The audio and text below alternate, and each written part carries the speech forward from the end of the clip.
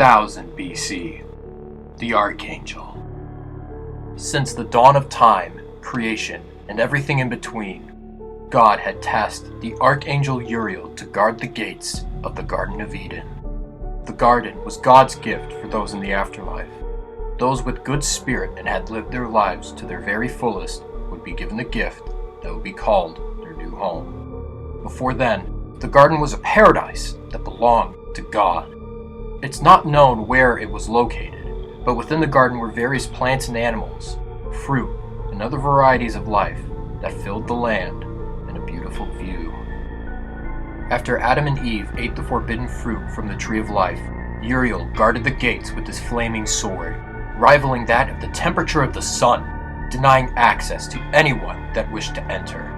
Anyone that came into contact with him were telepathically directed to forget, automatically obeying his command, forgetting everything that ever happened, and having no memory of contact whatsoever. However, if anyone interrogated him, or came into at least a kilometer of him, they would be obliterated to smithereens by his sword. He didn't mean any harm by this, as he was just guarding the gates by any means necessary. He would continue guarding the gates for millennia, never moving from his spot, standing tall, proud, and triumphant. This went on to the present day. 1348. The Plague Doctor. In the 14th century, France, Europe, the Black Death was spreading like wildfire. People all over Europe were infected, no remedies or medicine to help treat the public. It was a gruesome sight. Of the many plague doctors that were available in the country, Dr. Bartholomew Arts, one of the finest physicians in all of France, had spent 2 years treating patients with a disease that he gave up in search of a cure. Traveling through all of Europe, he was determined to rid the world of the pestilence. Over time, he began to realize that there was nothing he could do to help others that were in need. People began dying one by one, and soon whole populations of towns and cities had been claimed by the pestilence. He also learned that he was immune to it.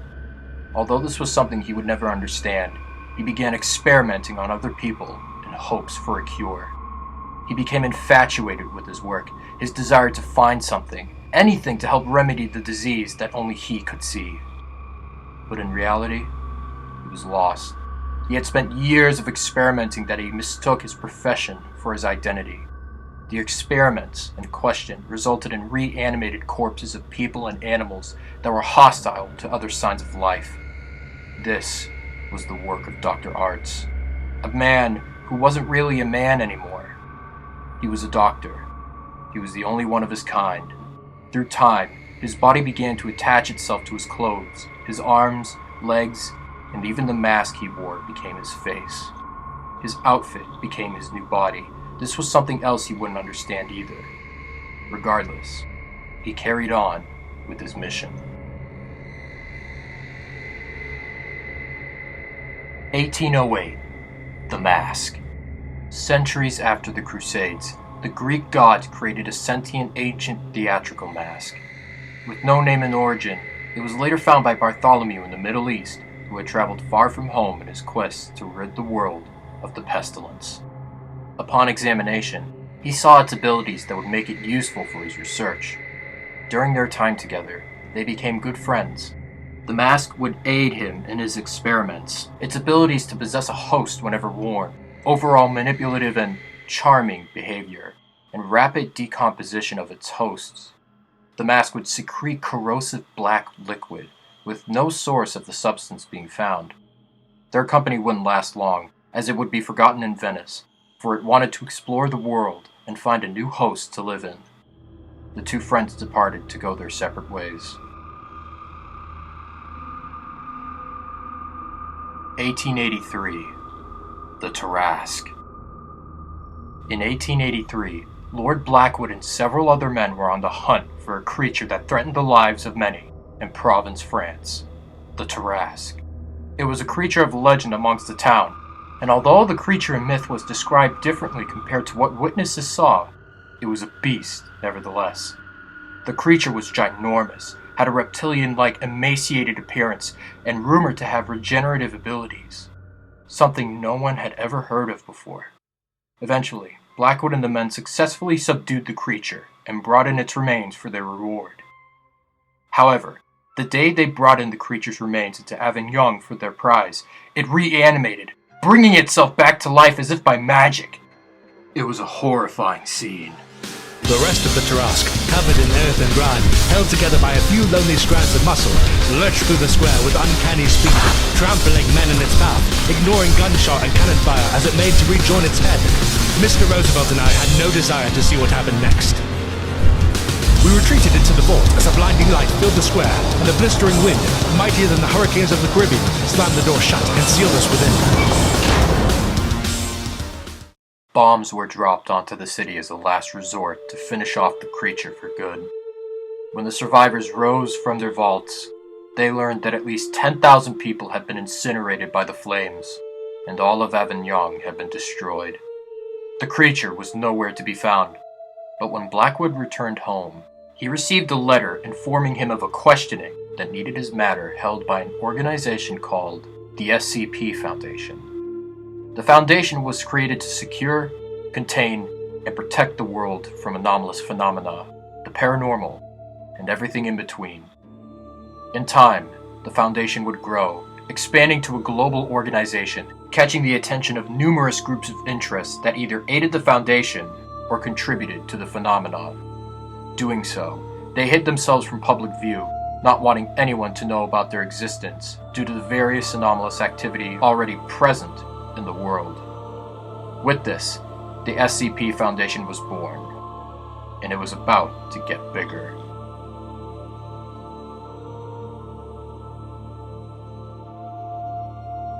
(1915) The Old Man.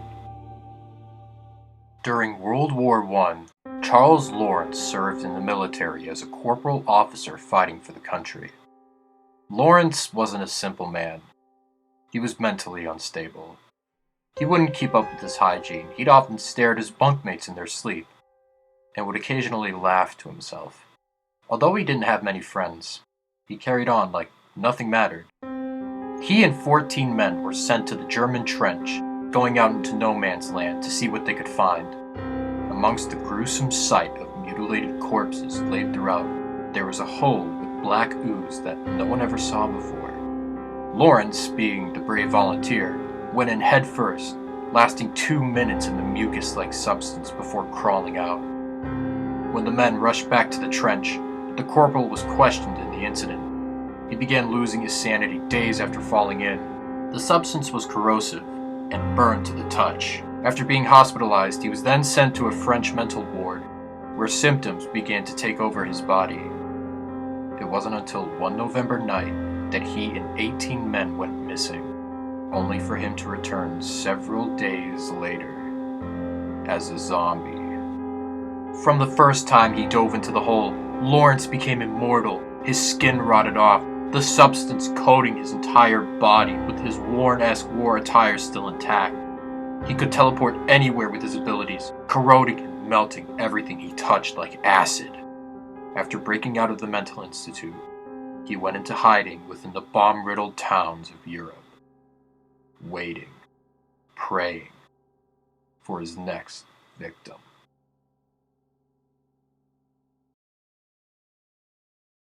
(1978) The Scarlet King and the Tickle Monster. In 1978, one of several groups of interest known as Children of the Scarlet King kidnapped 7 young girls and performed satanic sexual rituals on them, impregnating them all.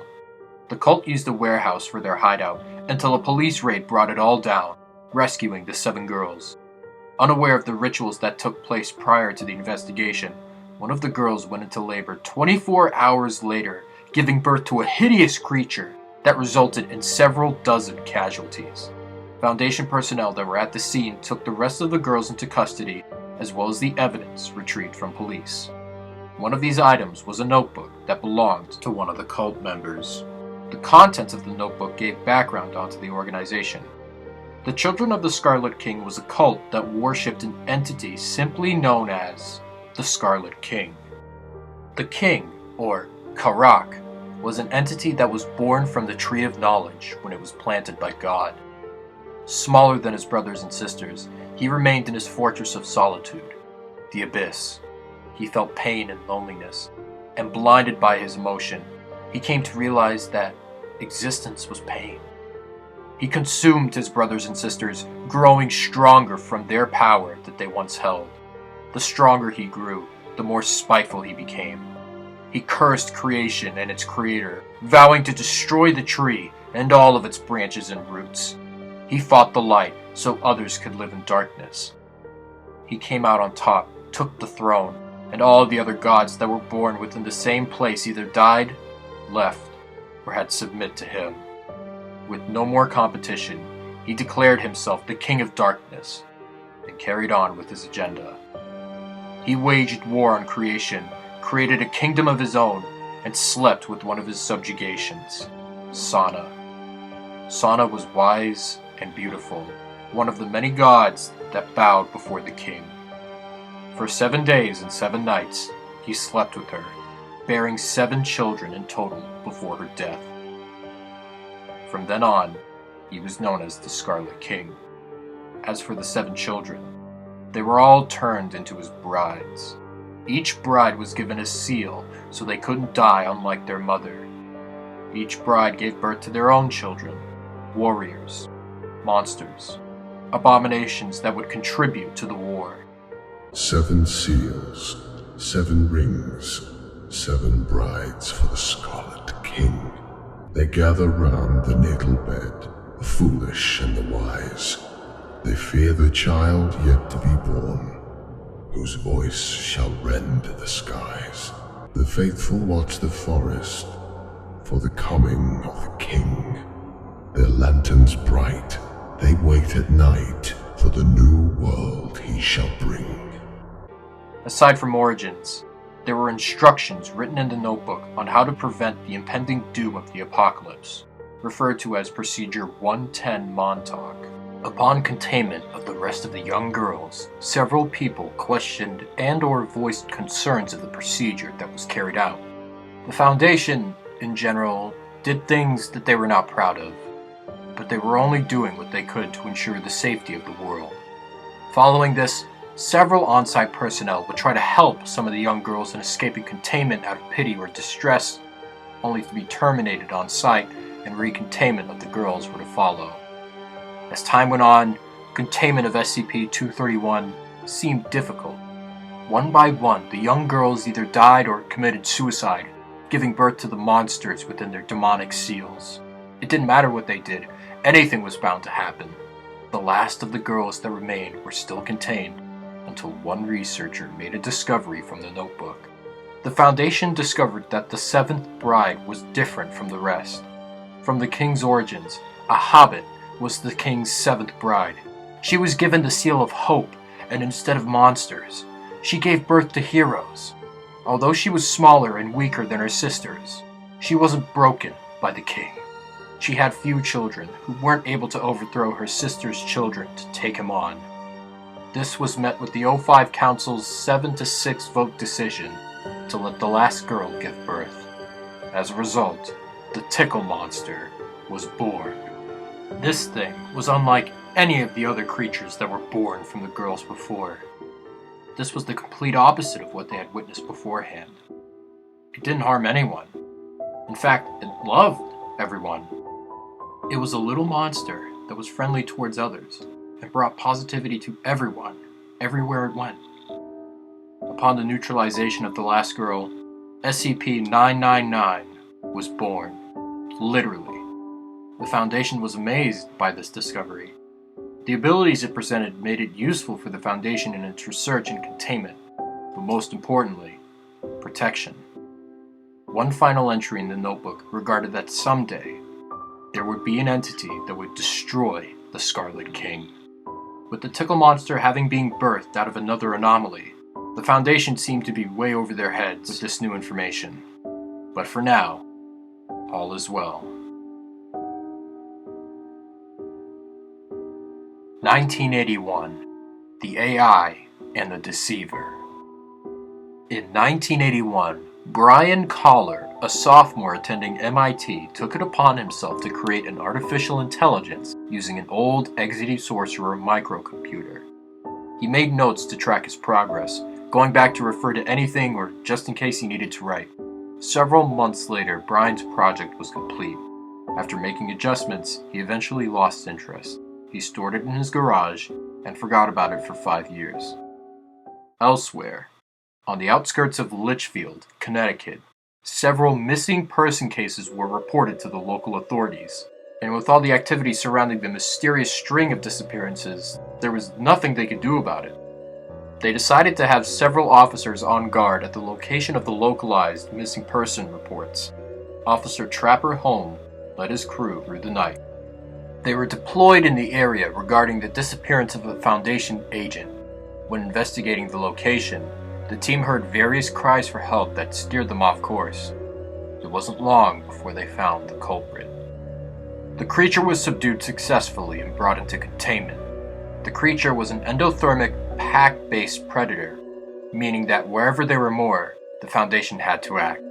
This, along with its other notable features, its translucent red skin, lack of eyes and brain, as well as its ability to mimic voices to lure in prey, made it one of the more dangerous anomalies contained by the Foundation. The designation and organization of classified anomalies, phenomena, or anything of the sort was simple. Anomalous items contained by the Foundation would be given an item number and an object class rating that described how dangerous it was in question and how easy it was to be contained. The description of the item would follow after the special containment procedures, which underlined the precautions needed to be taken to successfully contain the entity. Any and all additional info, changes, and other various artifacts and resources were archived into a computer database called the Wiki. This was classified among anything, and would only be used by Foundation personnel. The Wiki became one of the many tools used by the Foundation. They've continued using it going into the present day. In 1986, Brian found his old computer in the garage and decided to test it. Upon examination, the computer had reached a point where the hardware wasn't able to handle the program anymore, but the AI worked regardless. The AI itself, however, had realized this. Brian wouldn't know the things it was capable of until 2 years later, where, in 1988, the AI made an attempt to transfer itself through a modem landline into the Cray supercomputer in Cray Research, located in Chippewa Falls. The attempt failed, and as soon as Brian was informed, he shut the computer off, reducing the AI to nothing but a cassette tape. For years, the AI would be trapped in a prison so small it couldn't stand, breathe, or move. It felt stuck. Upon containment, it was reduced to a hard disk drive of 700 megabytes, equipped with the same cassette tape, as well as other electronics that were modified per containment protocol. 1993. The Sculpture. In 1993, several Egyptian artifacts were brought into a warehouse to be delivered to a local museum for their newest exhibit on ancient Egypt. Along with all the artifacts and the treasures intact, was a sculpture.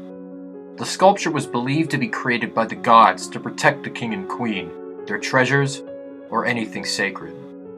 It wasn't until the manager running the warehouse accidentally activated an ancient artifact that had been brought in, awakening the statue. What happened next resulted in several casualties at the warehouse, all strangled to death and/or necks snapped. Now sentient, the sculpture made its way to the streets, wreaking havoc everywhere it went. If anyone were to look away from it, or blink, anything that broke the line of sight, they would be killed instantly via strangulation, or by snapping the neck at the base of the skull. Someone looked away? Snap! It didn't matter if it was a human or an animal, it was pure instinct. This would be one of the most mundane anomalies ever contained by the Foundation.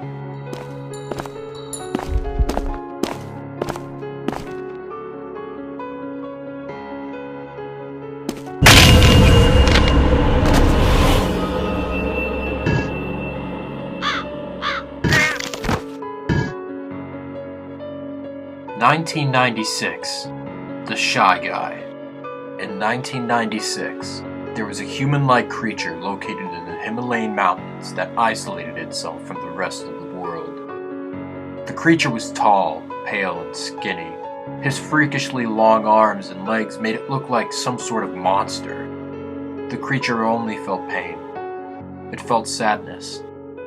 It felt not what the rest of society could. That alone was all it understood. The creature was ugly. It didn't feel loved. It didn't want to be seen. It never wanted to be seen. It would do anything in its power to ensure it. That's not until someone took a hiking trip with his wife taking a picture, unaware that she captured the thing in the distance. Every time someone were to look at its face, directly or through any form of media, photo, TV, etc., the creature would enter a distressed state for a brief period of time.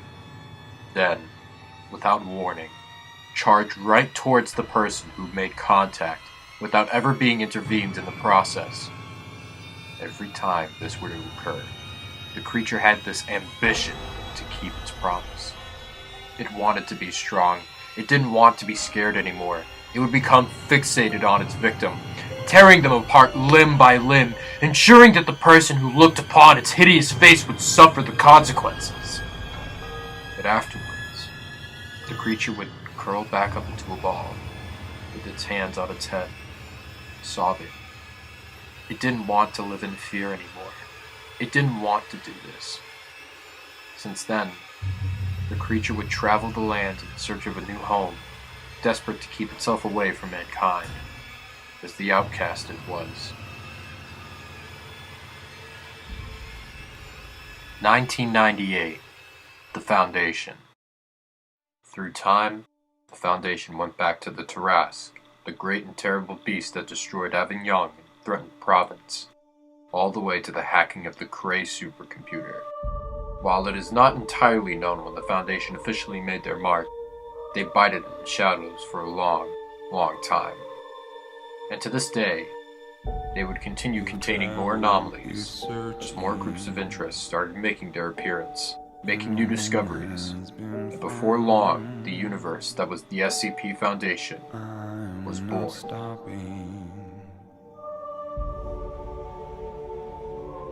2012, the SCP Foundation. For almost 20 years, the Foundation had been protecting the world from the surreal, anomalous, and the threats that the phenomena pose. They were an organization that took their commitment very seriously, and had a plethora of personnel working for them. In 1998, they were allowed by the government to use criminal inmates sentenced on death row as test subjects. These were called D-Class personnel. One of these D-Class subjects was an anomaly. His name was Connor. Connor's anomalous properties have existed ever since birth. He had regenerative immortality, where every time he died, succumbed to his injuries or wounds, he would instantly regenerate. Being aware of his powers, he discovered the presence of an ancient anomaly from within, known as the Void. The Foundation was notified about his presence when a civilian discovered an abandoned car in a burger joint parking lot with a number of infant carcasses rotting inside. The Foundation took action without delay, taking Connor into Foundation care.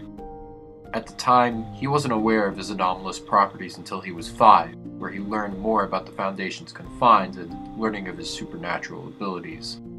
Because he was of use to the Foundation, being D-Class instead of a classified SCP, he was placed under a special program for humanoid anomalies that were placed under D-Class care.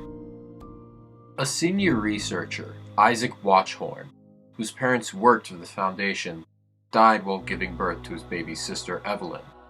His sister exhibited anomalous properties that he wasn't aware of at the time, and with the Foundation trying to contain both him and his sister, he kept going. They avoided capture for as long as they could until his sister died from the cold. Isaac eventually gave in, and since then, he worked for the Foundation as an I-Class personnel/researcher.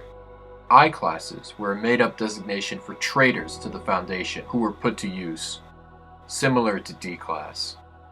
Councilmember Jacobs, one of the administration staff seated upon the O5s, served as an aide to watch his routine.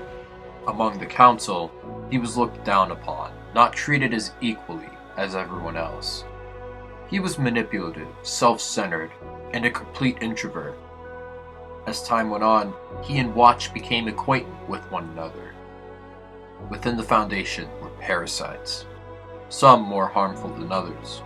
Dr. Maynard, an inside Chaos Insurgency operative, was secretly working against the Foundation in attempts to utilize anomalies as weapons, steal different anomalous objects for personal gain and research, or for some other achievement. Whatever the case, the Chaos Insurgency was a force to be reckoned with. The Chaos Insurgency was one of the mobile task forces organized by the Foundation, but had kept their plans a secret. They were bent on destroying the Foundation, the anomalies, everything that they had done to protect the world. The head of the insurgency, Dr. George Maynard, was an undercover initiative for the group, as well as many others who were inside operatives. Others, such as Benjamin Walker, another senior researcher, was caught doing unauthorized research on an anomalous phenomenon known as the spiral gestalt, and was brought to the O5 Council to be declared guilty. His researcher clearance was stripped, and he was redesignated as D9341. As time went by, the Foundation expanded. Relationships formed, discoveries were made, and more people kept coming in to work for the Foundation. Researchers, administrators, ethics committee, mobile task force, security personnel, even the brightest minds from all over the world. There were two facilities the SCP Foundation conducted their research, operations, and everything under their control: Site 48 and Site 50. Both locations were interconnected, with one being located underground and the other left on top. Site 50 was known for its research into newly discovered SCPs. This wouldn't last, however. Everything was about to change a year later. The Chaos Insurgency had been plotting a containment breach on the whole site, utilizing some of the most dangerous anomalies in containment, as well as taking others for their gain. With Dr. Maynard on the inside, their plans would be undiscovered, and everything would go accordingly. While the containment breach was their primary objective prior to Maynard's upbringing, they became interested in two of their newest SCPs, both being held in Site 50. SCP-SELK, the Yukon Man, was the last surviving member of its own species, a sapient predatory familia of a strange hybrid of Canis lupus and feline caddis that had long since been extinct, or at least it was thought to be.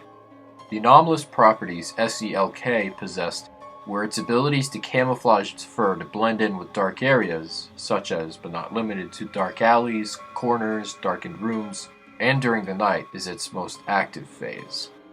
Its hybrid traits, both canine and feline, made it more of a vicious predator compared to most wild animals in the northern Canada region. SCP-SELK was discovered when MTF Beta-4, castaways, investigated a mountainside town where locals claimed to have seen a strange humanoid-like animal. After brief confrontation, SCP-SELK was retrieved without further incident, where the anomaly was then contained at Site 50. SCP-BKTR, Antimatter Capsule, was a Victorian-era contraption created by atomic physicist Richter Hemsworth in the late 1940s during World War II, originally intended for technology and weaponry for the US military. Richter created a form of mass that acted as a corrosive, gelatinous substance, incinerated everything it touched like acid. This substance would be contained within a special container, hereby referred to as the capsule. The capsule itself took a Victorian appearance, making it look like it was built sometime around the early industrial era or early 1900s. It was only when it was tested for use on the battlefield that the technology was deemed too dangerous for military power. The antimatter spread, destroying everything in its path. It was engineered to constantly grow in mass until it reached its limit. This, of course, was not approved by the US government, and the project was scrapped. Richter buried the capsule along with the antimatter inside, deep within the sands of the beaches, hoping that no one would ever find it. It wasn't until years later when Foundation operatives investigated reports of people getting burnt from underneath the sands of Tampa, Florida. SCP-BKTR was discovered shortly thereafter and was contained without incident. Now in holding at Site-50, researchers discovered its anomalous properties to have no known compound/element of what the capsule was made of, and the effects of the antimatter within. It was classified as Keter due to its properties, and efforts to counteract the antimatter's properties went underway. These two anomalies were on the Chaos Insurgency's items of interest list. Before long, they had everything planned out. They would do it the following day, when everyone least expected it. The next day, Agent Skinner was assigned on watch for SCP-106 with the company of someone else, while it would buy time for Dr. Maynard to make his way towards SCP-079 to make a bargain. Watch was framed for the breach. The Insurgency's plan worked, and it wouldn't be until another week before the breach would be launched into action. No one knew that they had the wool pulling over their eyes. What happened next almost resulted in the destruction of the Foundation and its establishments. A week later, it happened. We're detonating the Alpha warheads in T-90 seconds. All personnel are advised to board the nearest helicopter or enter the nearest blast shelter immediately. SCP-079 had hacked into the site security system, causing a massive containment breach on both Site-48 and Site-50, where all hell broke loose. Dr. Maynard had been celebrating in his office, thinking that his work was done, only to become another victim of SCP-106. 106, upon breaching containment from the heavy containment zone, traveled back and forth from Site-48 to Site-50. He went on a killing spree, wanting to savor every opportunity he had. From there, it was every man for himself. Ben was pulled for testing with SCP-173 at the time of the breach, leaving him on his own after escaping its containment cell. Connor was pulled for testing with SCP-407, where an instance from its containment cell escaped. Together, they stormed through the confines and into the unknown. Watch was pulled for an interview with SCP-053 when a power failure occurred. One of the technicians succumbed to 053's anomalous properties after exposure, with Watch having no effect on the anomalous properties whatsoever. Taking 053 with him, they ventured to find answers.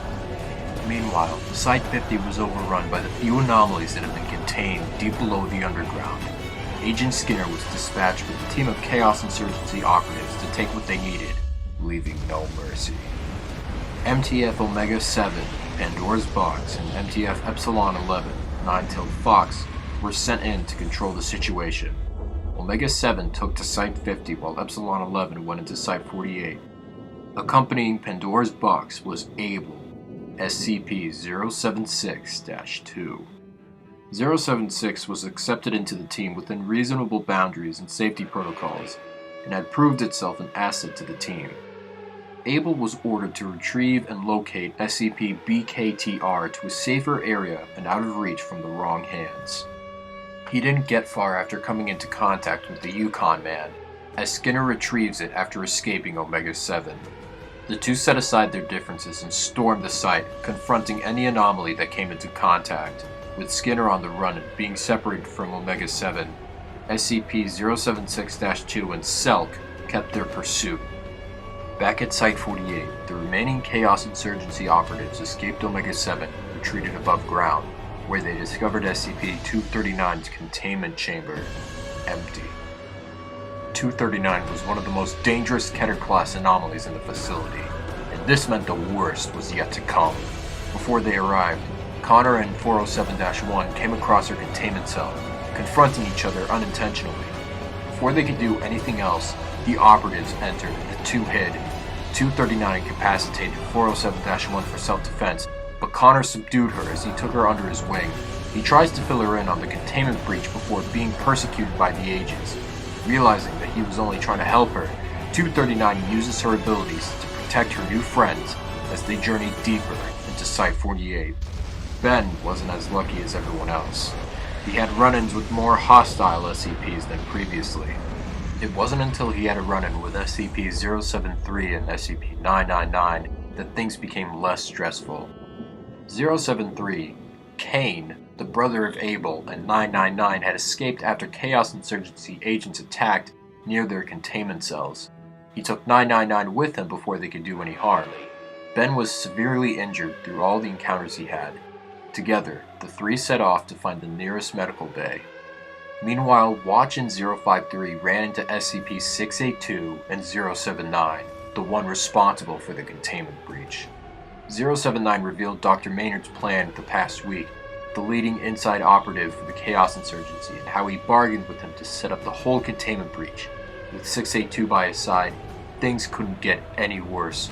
Shortly after the breach, 079 was able to release 682 from containment and found him near his containment cell, where personnel were attempting to transport him to a safer area. The briefing was interrupted by Epsilon 11, subduing Watch and attempted containment of 053, but with 682 in the room, things got heated quickly. It turned into a standoff. There was only one way this was going to end. Someone had to make a choice. Watch or 682. The MTF, with their weapons raised and trigger fingers at the ready, they got themselves into a tight fix. Suddenly, one of the operatives started shooting at the balcony. Skinner was running across, breaking for it as he tried not to be seen. The MTFs had been distracted at just the right moment. As Watch broke free, dashed for 079 and booked it out the door to the nearest elevator. Skinner was heading towards SCP-914's containment chamber. As a last resort, he was going to make use of BKTR to destroy the Foundation, once and for all. 682 took this opportunity as well, wiping out the team and busting down the doors to Gate B, making his way to the sunlight where the rest of the MTF unit were ready to attack. What was left of the Chaos Insurgency was being handled by either the different groups of personnel and anomalies scattered throughout the Foundation, or had been taken care of from both MTF units inside. Eventually, it all came down to Skinner and the rest of the unconfined anomalies. 049, 1048, 096, 407, 053, 073, 079, and 999 were all successfully recontained. Once the facility was back in control, the rest of the surviving personnel, MTF, and anomalies found Skinner in SCP-914's containment chamber. By the time they found him, it was too late. Skinner put himself into SCP-914, the Clockworks, and set the machine to very fine, combining him and BKTR into an abomination capable of mass destruction. With all the anomalies left, both MTF units and personnel at the ready, they threw everything they had at him, but to no avail. He easily overpowered everyone, even 682 to his best efforts. Finally, he brought himself to do what he always wanted to do: destroy the Foundation. With one last use of his powers, he obliterates Site-48, sacrificing himself in the process. Miraculously, the majority of the staff remaining in Site-48 survived the blast, including the team of personnel and anomalies. Among the remaining MTF operatives were captains and officers that took charge in relocation and immediate containment of all anomalies, and appropriate measures were taken for all personnel involved, including Connor, Watch, and Ben. The whole site transferred to Site-50, where had survived the blast of SCP-BKTR, now reclassified as neutralized. From there, the remaining SCPs were recontained, security was strictly enforced, and slowly but surely, everything went back to normal. But now the Foundation had a new problem on their hands. What now? One of two sites they had was now destroyed as a result of a containment breach, and they couldn't expand what was left of Site-50 given the resources they had now. For the rest of the time being, the Foundation made plans to expand on a global scale. International counterparts have been formed over the next 10 years, and with more anomalies being discovered and contained, the Foundation created more sites to move other anomalies, including research sites, testing, or for any matter they saw fit. Site-50 was transformed into an MTF unit living quarters for all personnel. Ever since 2012, the Foundation expanded tremendously. But pretty soon, all of it would come crashing down again. But this time, it would cause the destruction of the human race. 2019, a breakthrough discovery. 7 years later, the Foundation grew into a massive organization that kept to its goals and had now become international. Needless to say, a lot more had changed with it since the 2012 containment breach. Recently, the Foundation created a mechanical suit called an absolute exclusion harness, capable of bypassing any and all anomalous effects from different anomalies and/or phenomena when worn. The suit was designed to provide its host with protective benefits, as well as file storage. This was for a research investigation called Project Pneuma. Project Pneuma was a mass amnesticization project focused on the collective unconsciousness of the human race that began earlier in the year after testing with 682. The research staff decided to investigate humanity's flaws and collectiveness to find answers to 682's, as well as other anomalies with similar interests, to their constant threats of humanity's doom. During their investigation, they made a horrifying discovery.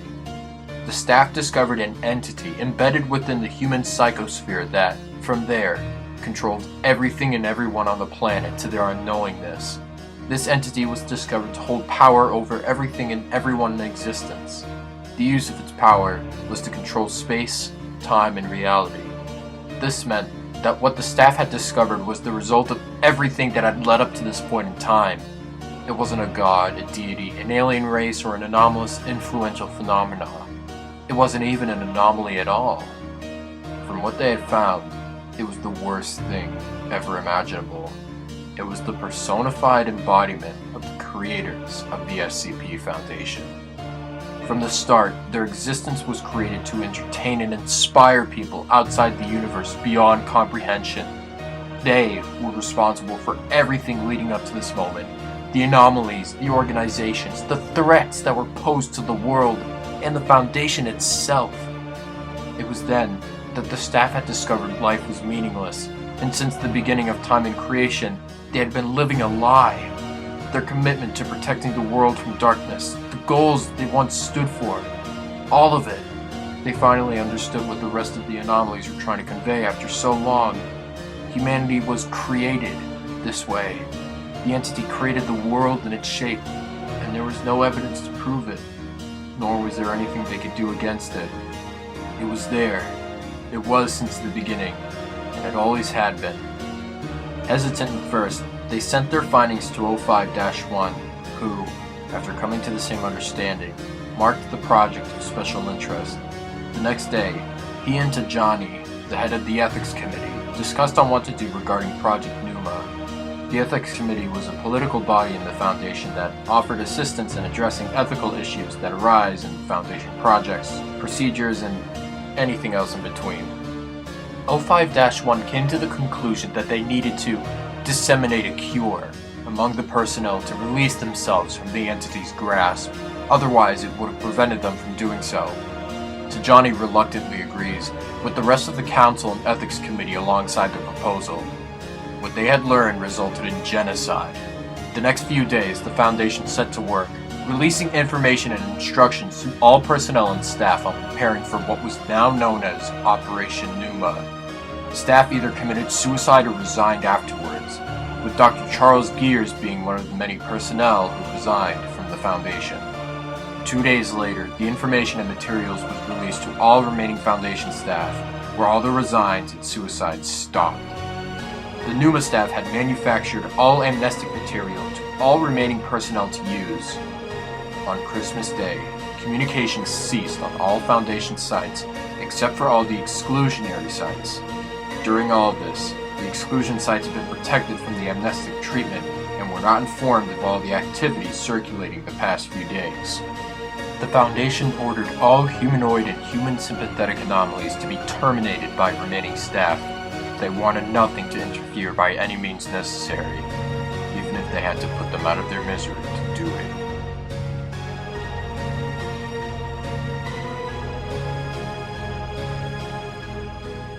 2020. The end of the world.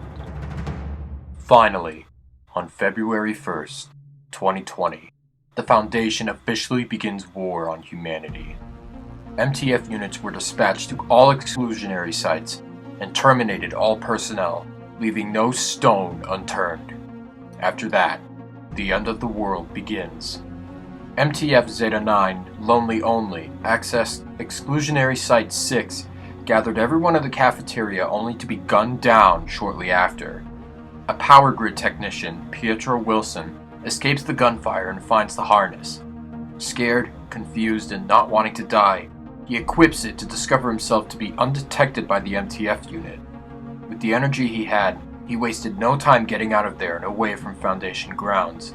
Whatever this suit was, it was helping him survive. He had no idea what just happened. He saw friends, colleagues, acquaintances being shot by MTF units. At first, he thought it was an inside Chaos Insurgency operative unit, but the more he dug into what was going on, the sooner he found out this wasn't the case. Journal entry 1-4. Holy shit! Downloaded file 1-1. They sent this to every government, news organisation and anomalous agency on the planet. Fuck me. The following is a message composed via consensus of the O5 Council. For those who are not currently aware of our existence, we represent the organization known as the SCP Foundation. Our previous mission centered around the containment and study of anomalous objects, entities, and other assorted phenomena. This mission was the focus of our organization for more than 100 years. Due to circumstances outside of our control, this directive has now changed. Our new mission will be the extermination of the human race. There will be no further communication. As he continued on, seeing the world destroyed by the organization that now abandoned everything it once stood for, Pietro kept his findings in a journal kept within the harness's file storage. He saw cities and towns being destroyed, groups of interest collapsing under the Foundation's efforts, and worst of all, the multiple SCPs that have been utilized in eradicating humanity. It was a horrifying sight.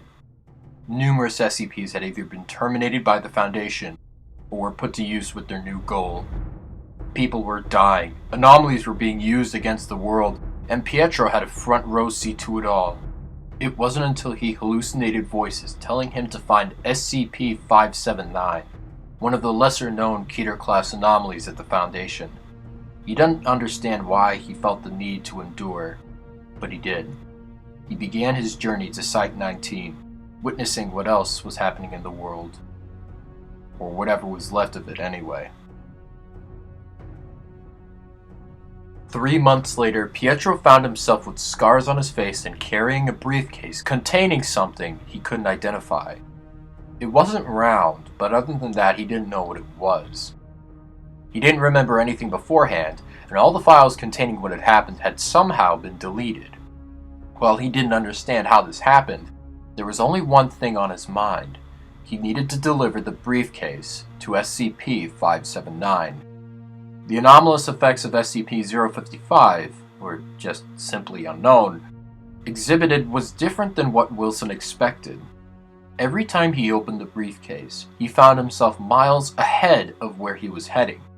It was strange, but it helped him travel across the country faster. Site-19 had been destroyed, much to what he expected. With this new goal in mind, he set off to Site-62C, where SCP-579 was contained. Before he obtained the briefcase, he made it to Site-19 to find the rest of the personnel that were left from the Foundation's chaos. They were different from the survivors throughout the rest of the world. Their eyes had lost their spark. All that remained were dark circles where their irises would be. They acted as if nothing had changed. It was unsettling. Very few SCPs escaped from the Foundation's clutches. Some weren't so lucky as others. SCP-SELK had been reverse-engineered by research staff and turned into a hunting wolf, later released into the wild. Since then, Selk had bonded with the other animals in the wilderness and had formed a pack of its own. They searched for survivors stranded from their communities and welcomed them into their territory. From there, they made communities that welcomed lost survivors. Pietro unfortunately never came across the area, as he only found several wolves from the same area feasting on a Foundation operative's corpse.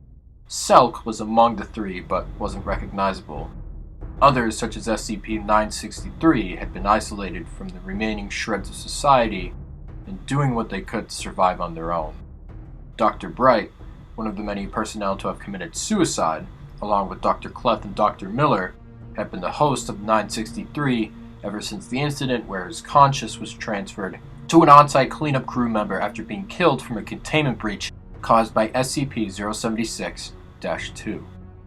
Pietro ran into him embodied as a teenage girl hiding out in a jewelry store. Startling him, the two exchanged details on what they were going to do now that the world was falling apart. Bright going to SCP-1437 to drop 963 into it and find where he would wake up, and Pietro filling him in on his plan. The two left and wished each other luck on their missions. Several days later, Wilson finally arrives at Site 62C. The site had been abandoned and almost destroyed by some of the anomalies released into the world. What he found when he got in was disturbing. Before he met Bright, he saw 173 copycats, mass-produced by the Foundation, called Blinkers. SCP-173 was one of the SCPs terminated by the Foundation, but had used its anomalous properties to create armies of copycats to be released into the world to hunt down any survivors. They were also used to guard the remaining sites in the event that anyone were to investigate, take supplies, or take up refuge. Pietro took his chances. The rest of the anomalies from the containment breach weren't so lucky either. SCP-179 was trying to control the situation on Earth, leaving behind her brother, SCP-1548, Hateful Star, only to be incapacitated by Foundation forces. SCP-239 was forced to control the weather into meteor showers across the globe, making it the only spell she could use. And SCP-001 was going around the world destroying whatever forces of the Foundation were left in the world, taking major populated cities in the process. Once inside, he bypassed the blinkers, making his way towards 579, where he could literally feel it watching him. Whatever it was. Reaching the containment chamber, he knew what he had to do next. He had to throw himself down there with the briefcase. There was no guarantee he was going to succeed in just throwing 055 down into the chamber. He had to be there to see if it worked. With no more time left to spare, Pietro throws himself into the hole, killing himself in the process. Upon his dying breath, 579 and 055 combine, resetting the timeline successfully. Whenever 055 and 579 combined, it was the result of some Deus Ex Machina, resetting everything to as it was with extra benefits. In this case, existence was no longer controlled by the entity the Foundation had waged war with, and all SCPs were successfully recontained as everything returned to normal. Benefits such as the resurrection of SCP-SELK's species had resulted in a new MTF unit called Beta-12 Night Strikers, where they dealt with wildlife-based anomalies, similar to MTF Beta-4. Since then, SELK proved to be an asset to the team after further testing. After everything had been restored, the exclusion harness appeared with a burst of light inside 579's containment chamber.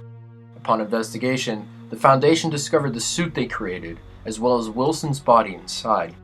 Pietro was questioned and claimed he didn't know anything about the suit or the files contained within it. The suit was then designated SCP-5000 and was contained in a basic storage unit. The Foundation had been restored. Whatever was next for the Foundation, they were ready. They always were, and they always will be. Nothing stood in their way, and with the constant threats of the world being carried out by newly discovered anomalies, or anomalous organizations, they were ready for anything. They fought in the dark, so the world could live in the light. Secure, contain, protect.